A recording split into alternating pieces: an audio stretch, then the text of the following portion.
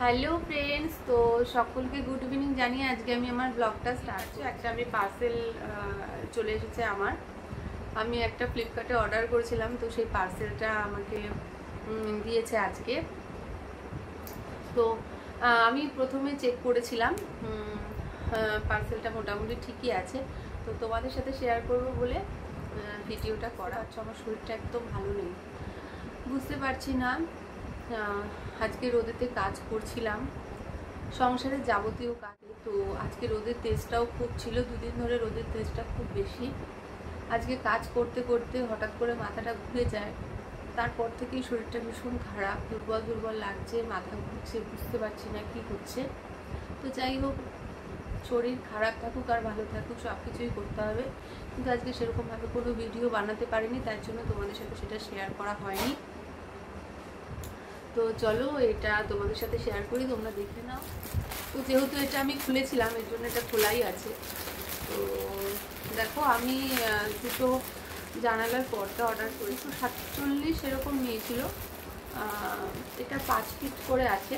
তো আমার এটা তোমরা দেখতে পাচ্ছ, এটা হচ্ছে দরজার। এটা যেহেতু অনেক বড়, মানে আমি 7 ফিটের ইচ্ছা করে নিয়েছিলাম যে দেখি আগে কেমন আসে প্রোডাক্টটা।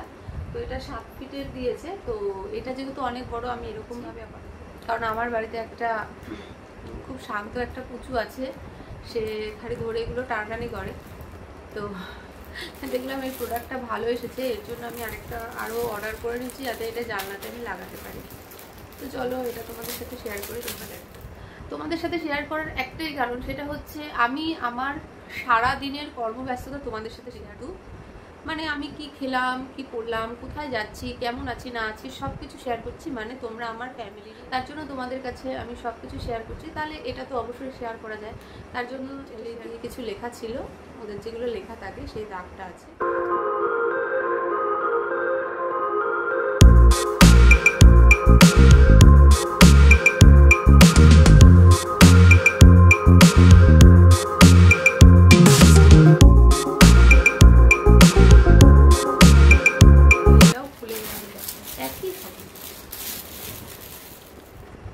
এই দেখো, পর্দাটা আমি তোমাদের সেট করে দেখাই।